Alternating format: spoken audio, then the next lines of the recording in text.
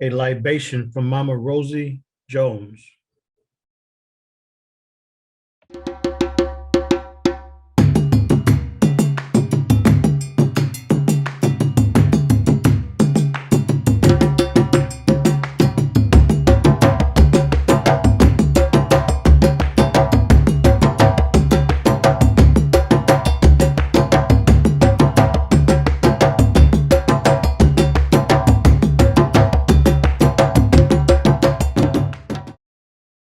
Now I will say, it would be my absolute honor to introduce today's speaker, but it is my duty to give this honor to his father, Baba Kofi.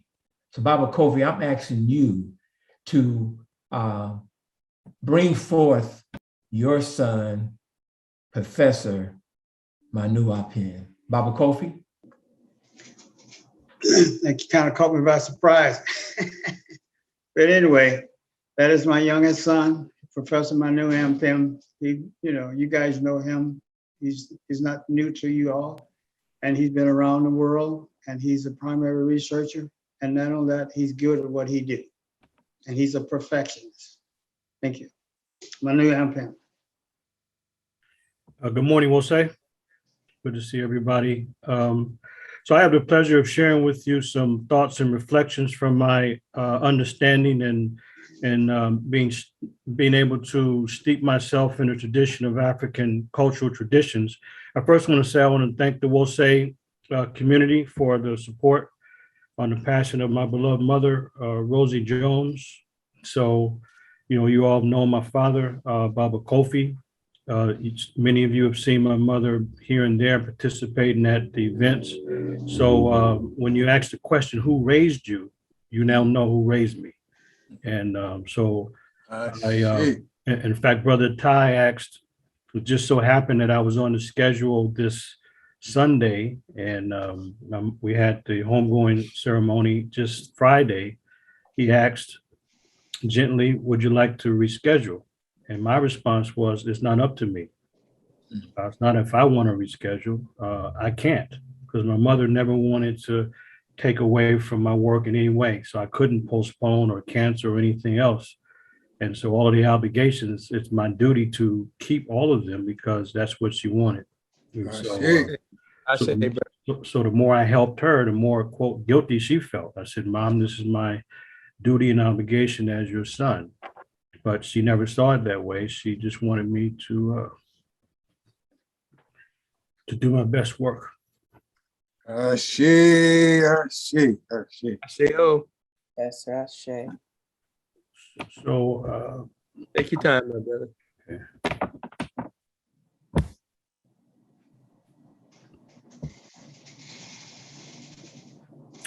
So I want to share with you the 5 major African initiation rites. Is more than appropriate, as we had a major rite, this week with my mother.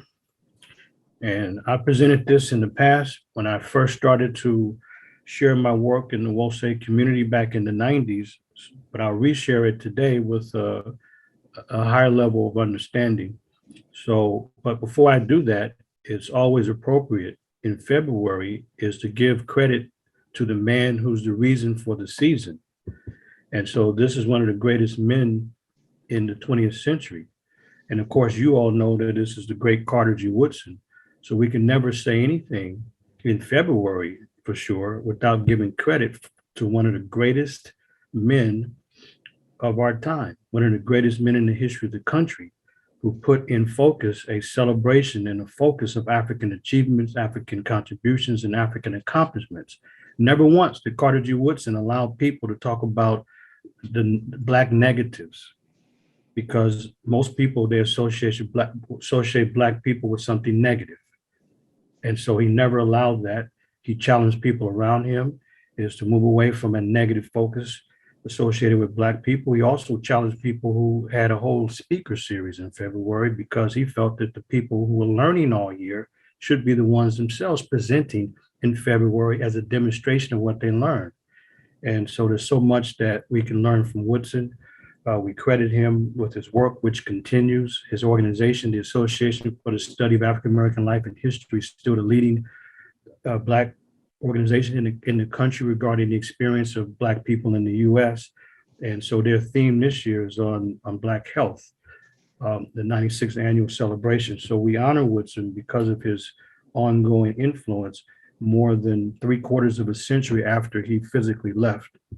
And so today, let's take a look at the focus on African tradition and how it helps us to move forward in building and developing our communities here today in the US and the West in general. So these 5 rites are absolutely crucial. So I want to start with the rite of birth, but I want to read something really briefly of what I wrote on these rites some time ago. And then I'll share with you these rites, and some of you are quite familiar with them, but we have to understand them not as individual rites, but as a systematic cultural complex of rites and rituals that are linked and integrated, so that these initiation rites are they're absolutely fundamental to human development. So I wrote that these rites are originally established by African ancestors while they were living in order to link the individual to the community and the community to the broader and more potent spiritual world. Initiation rites are a natural and necessary part of the community and are the arms and legs and natural and necessary extension of the human body. These rites are critical to individual and community development, and it should not be taken for granted that people automatically grow and develop into responsible, community-oriented adults. There's nothing automatic about that. And the African ancestors were clear. So these initiation rites, they extend from birth to death and beyond. And they're fundamental to developing and transforming people within a community structure. So the first rite is the rite of birth. And this is something that cannot be taken for granted because a young person who comes to join us, they come from the spirit world as messengers, but they also come from that world to help. And we have to know what it is that the infant's role is in life and what is their mission in life. So this is why we need diviners. This is why we need spiritual practitioners to give us insight about what this young person's mission is. And this is not only for the parents to understand, it's for the community to also understand, so that both the community and the parents can support the young person who's coming to join us. And so this is why these rites are done, so we can understand what is the incarnation objective of the young person. So it doesn't make sense for people to say, oh, that young girl, that young boy, they don't know what they want to do. But that's an indictment on the family and the community for not helping to ascertain and discover and learn what that mission is. And once that mission is discovered, then that's when the naming ceremony takes place, to give name to that young person, to emphasize and reinforce what their mission and duty is in life. This is why we need to have these rites instituted in every African community and home, wherever there are, as we used to say, and we'll say 100 or more African people, we should be able to do this. So the rite of birth is absolutely crucial, is critical, and the name extends from this mission in life. But sometimes we get into just creating names that have really little meaning, as opposed to being linked to the incarnation and the spiritual objective of that young person who's joining us. So this is the first rite, it's the fundamental rite, and it's critical. Of course, we have challenges because most of us we didn't have the divination work done to maybe know our objectives. We weren't named according to that mission. We don't fault our parents at all. They did the best they could. We don't fault our grandparents and our ancestors, but the bottom line is, my family is Jones and Hall. Well, we know those are not African names. And somebody had asked, I did a presentation the other day. Again, I couldn't cancel it because my mother demanded that I not cancel it. And somebody from Ghana was stunned that my name is, and most of you pronounce it incorrectly, but because you're Wolsey family, I allow you to do it. But it's Manu, like the month of May and something new. And please don't join the 95% of the people around the country who systematically and systemically misspell my last name or mispronounce it. It's Ampim with an M on the end. You'll be amazed. We have some of the sharpest people in the country and they can't spell the name correctly. I let people get away with it if they're close to me like you all are. But nevertheless, a brother from Ghana was stunned at the name and he asked, how did I get the name Manu Ampim? And I told him the story that, the family name was Jones, but my opponent and enemy never asked if they could change my name when they ripped us away from the African continent. So I told him that I used Manu Ampim for the longest time, but the actual official government records was a different name. And I never changed it because I didn't want to pay my opponent a single dime to change my name. And I was doing it out of principle. He said, well, brother, how much does it cost to change your name? I said, I have no idea. He said, brother, find out. I'm going to take your excuse from you and pay for it. And Brother Shane goes there, brother. He told me he's never told anybody that story. So I said, brother, I don't know. I think it was $300. So he gave me the money and I changed it. He said, yeah, brother, I'm going to take that from you because I want your name to be at least official in all of the records. And I told the brother that story. And, but my name, Manu, means second born of parents. I wanted to give deference to both my father, Baba Kofi, and also my mother, the ancestor now, Mother Rosie Jones. And I called them. I was impatient. I'm in my 20s. The brothers and sisters in Baltimore, they were lagging, dragging their feet. They wouldn't change the name and go through a ceremony. So I wasn't willing to wait. Called my father, said, Dad, I want to change the name. He said, you have my blessings. Mom, can I change my name? He said, I thought you would have done it long before now. Yeah. So Manu means second born, to give deference to both parents. And then there's Ampim. So that's not the ideal way to get a name, but I had to do something because I no longer felt comfortable in the old name because I wasn't representing a European agenda. But if we institute these rights correctly, then we'll have these birthrights that are set and organized and systematized so that we can know collectively what is the incarnation objective of all of the young people that join us. And then collectively, it's our role and goal and mission to support them and remind them of what their mission is. How powerful is it every time someone hears their name that it reminds them of what their mission is in life? I was sharing the other day, it's not an accident that my mother's name is Rose or Rosie. She was a rose to hundreds of people, literally, in helping them. Over 50 years of community work and volunteer work, and was never a keynote speaker.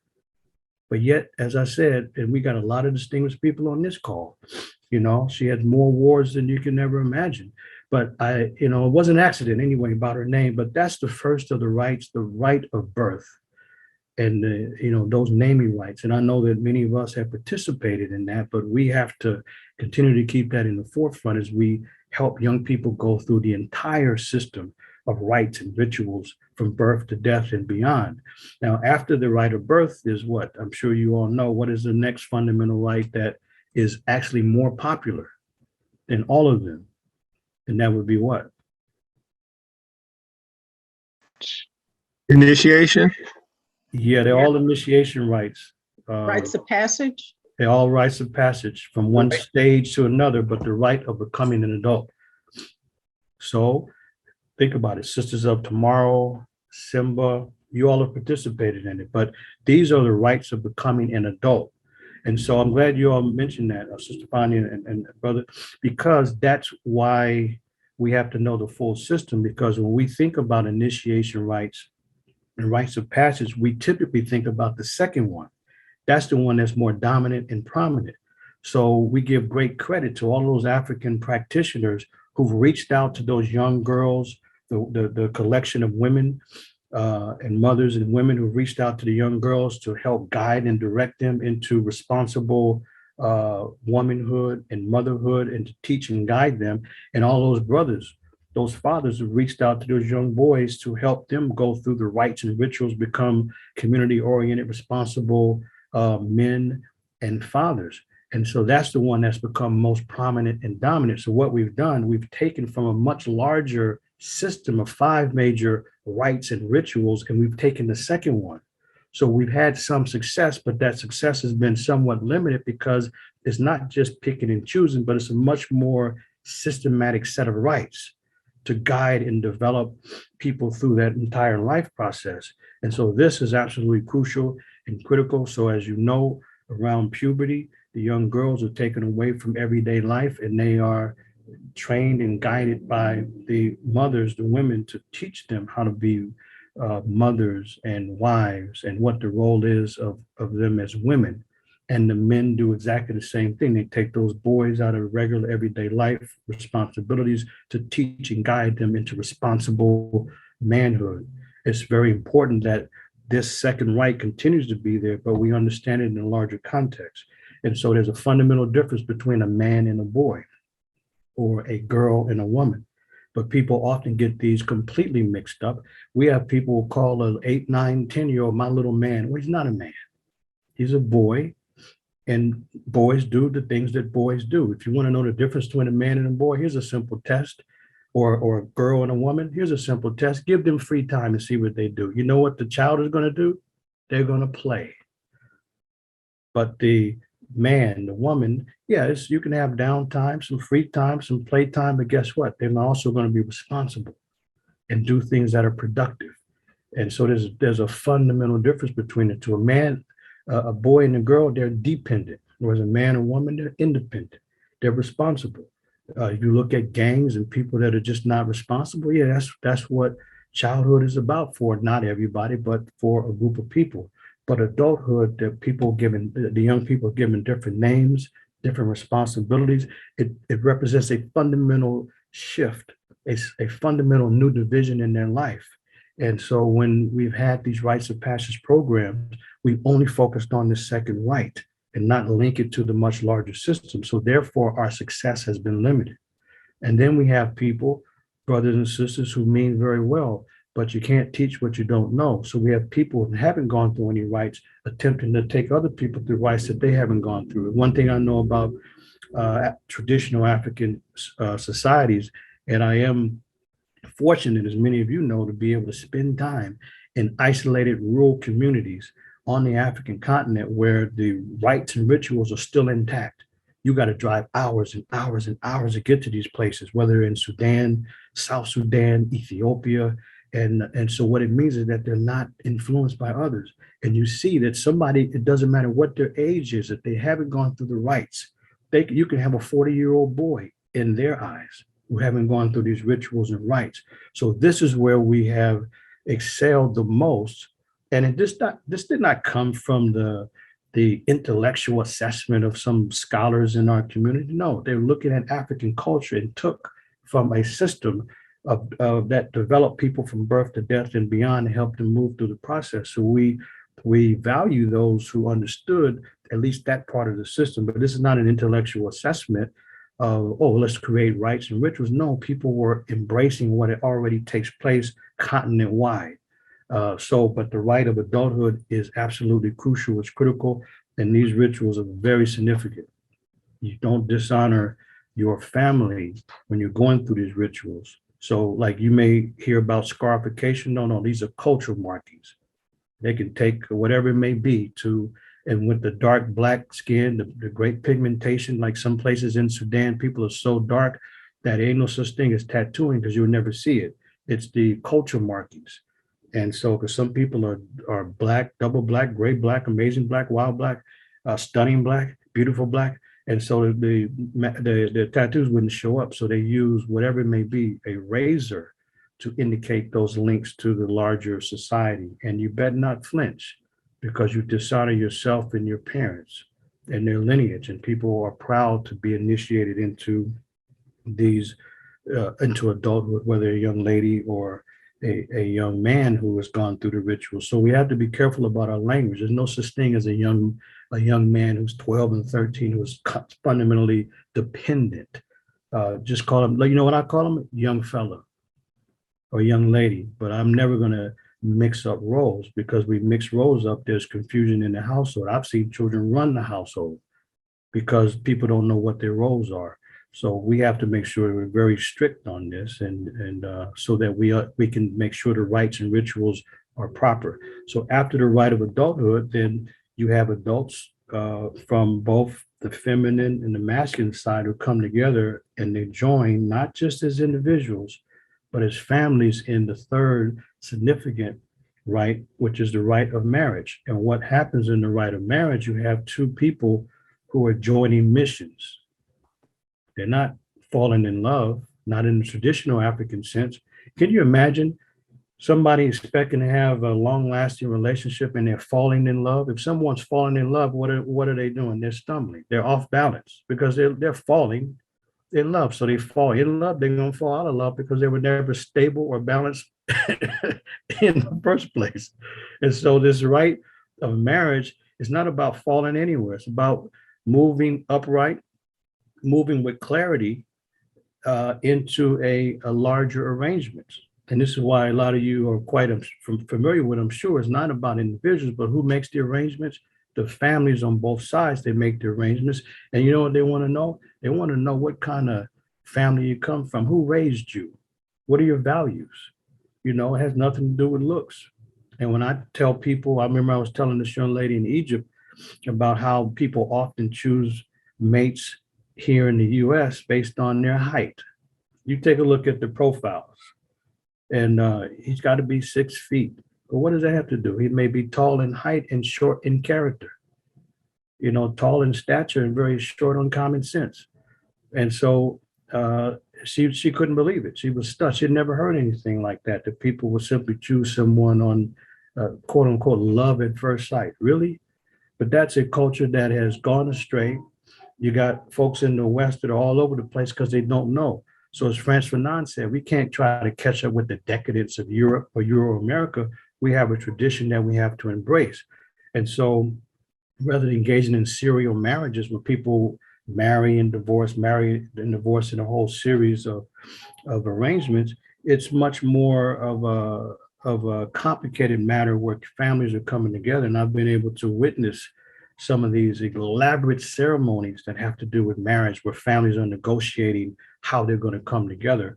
But this is an important rite, to say the least. But you know, now it's a situation where people will not go through a formal marriage. You may have family on either side that don't even know each other. There's folks that have gone off to wherever they may go, Vegas or the courthouse, or they're doing their own thing. Ain't nobody gonna tell me what to do. And they go off and get married.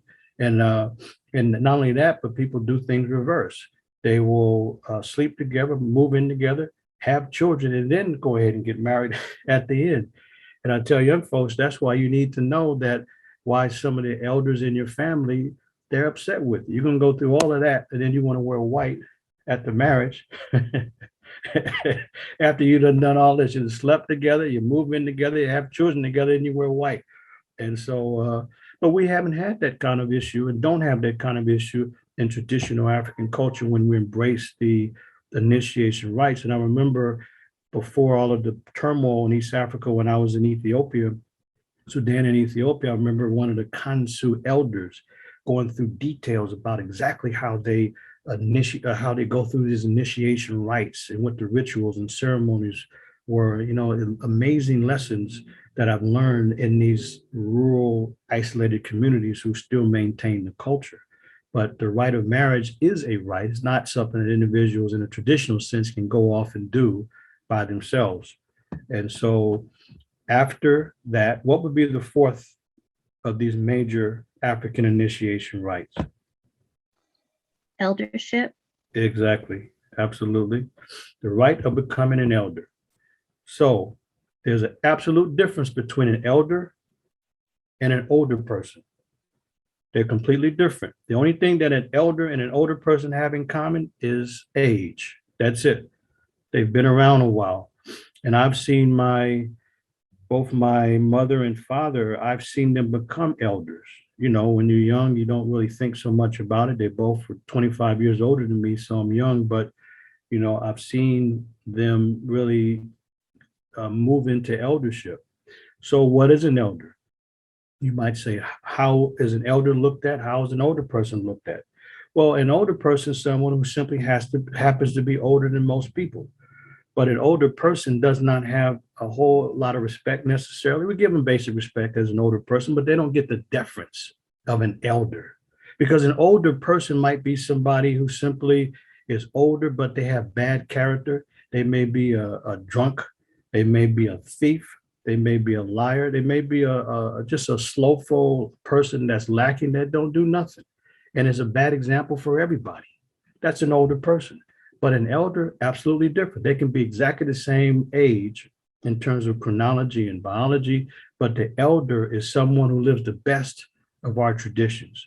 An elder is someone who lives the best of our values. An elder is someone that everyone looks up to. An elder is someone that almost everybody has the utmost respect for. An elder usually has people around him or her as they teach, as a living model of what to be about. An elder is someone who has vision, who understands his or her role in helping to shape and mold and build the family and the community. Now, I'll tell you something that is different from what most people think.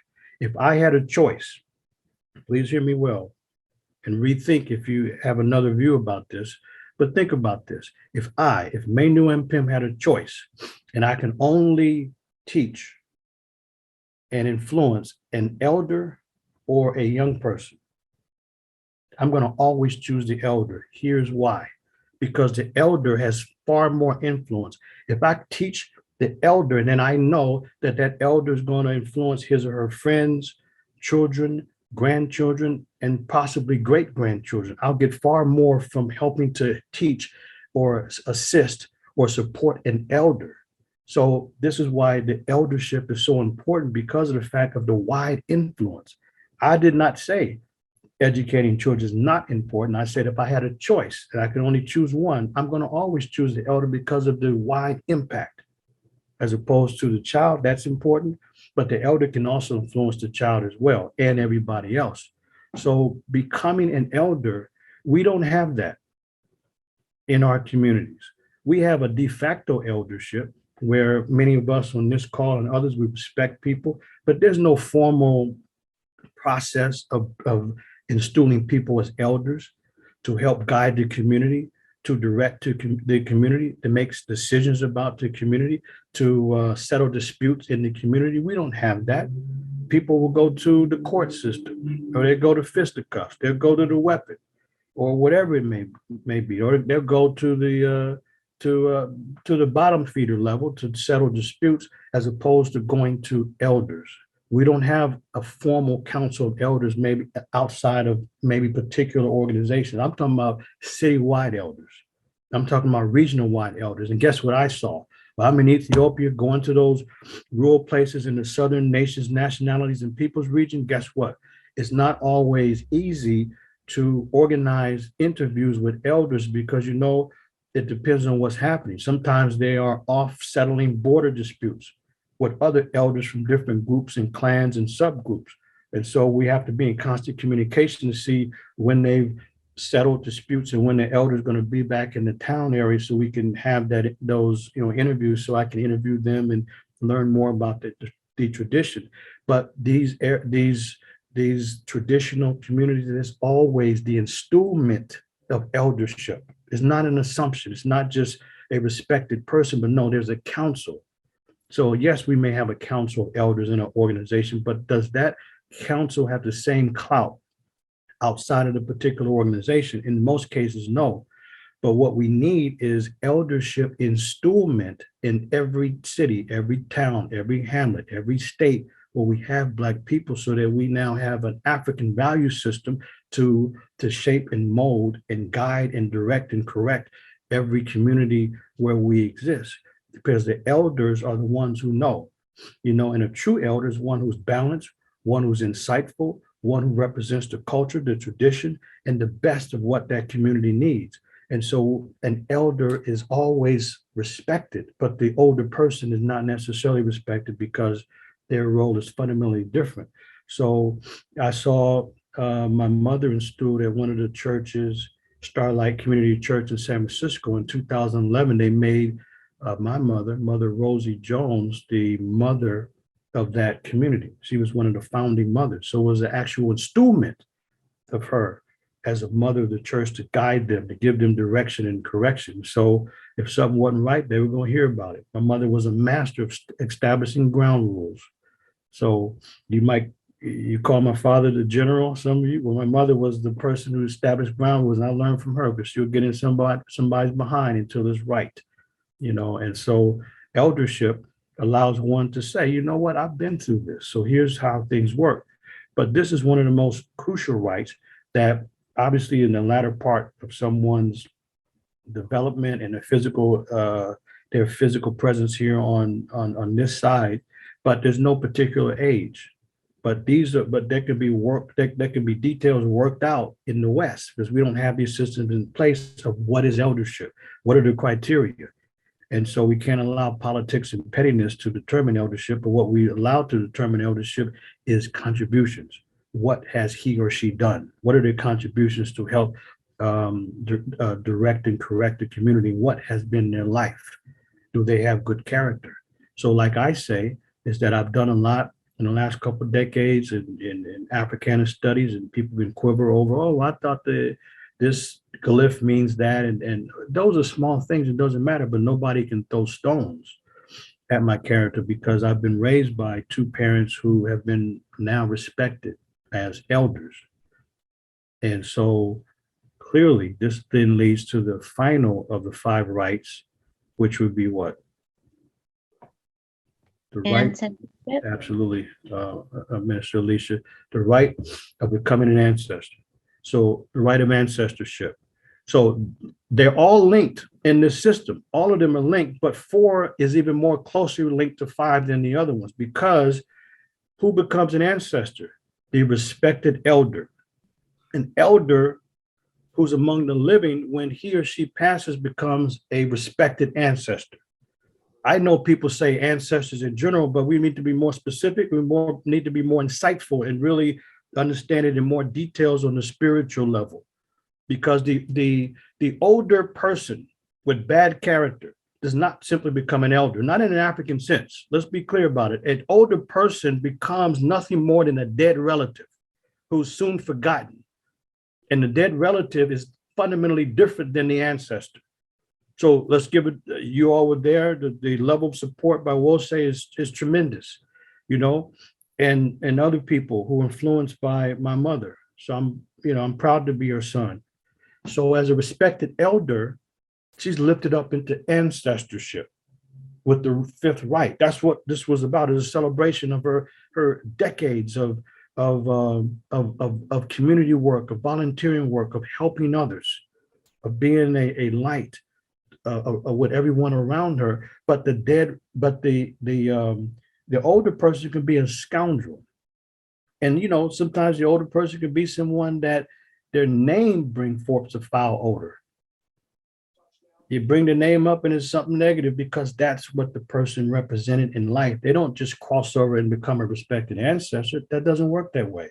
So the person who was a older person who we give some respect to, but certainly no deference, that person is not an ancestor, they're a dead relative. What's the difference?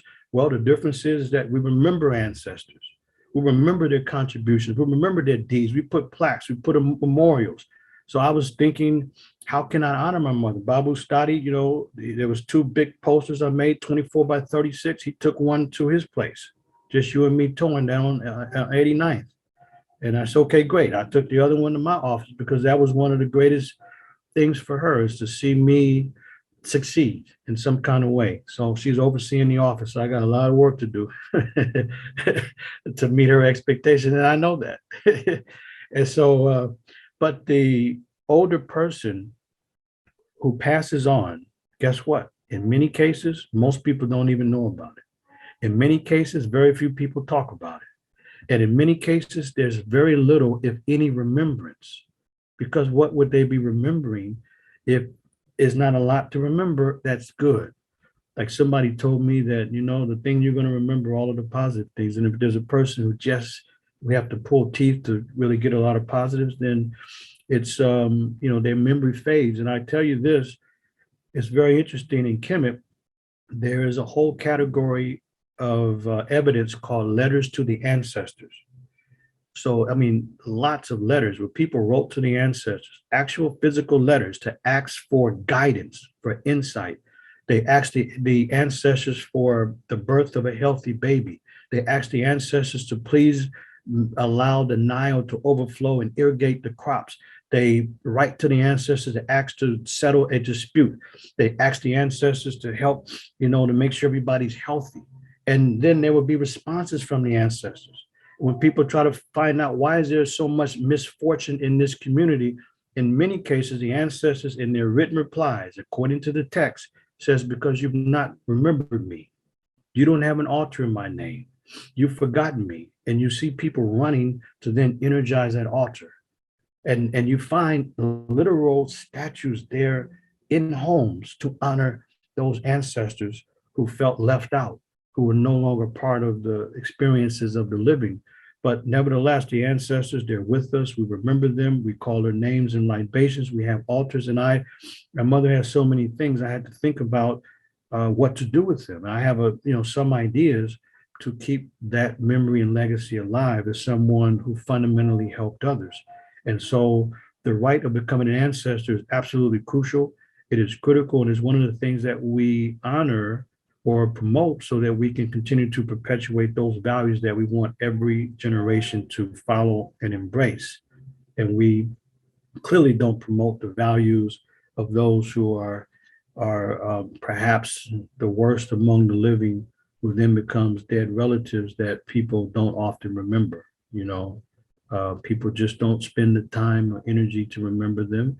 I'm just being straight with you because I've seen in traditional culture that if somebody is a scoundrel in the eyes of the community, then they soon forget them.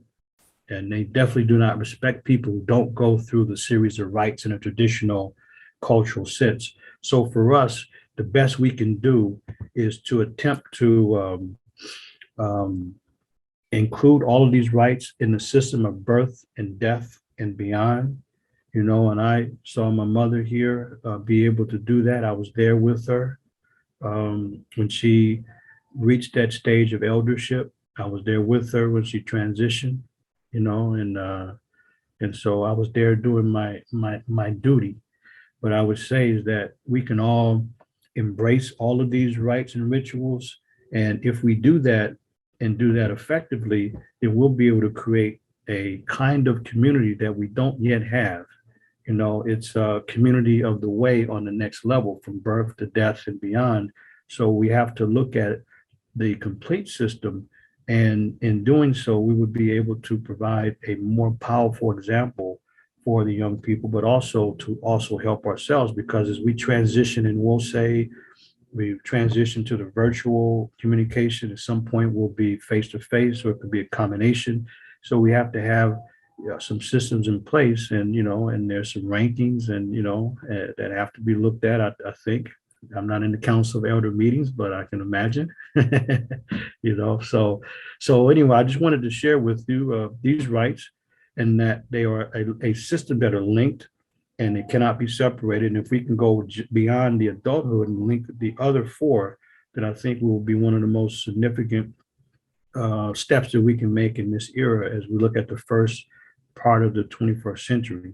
So I wanted to share this with you in reflection of my mother's passing on. And, so anyway, thank you, Wose. And I'm the son of Kofi Ampim, but I'm also the son of my beloved mother, Rosie Jones. Hotep.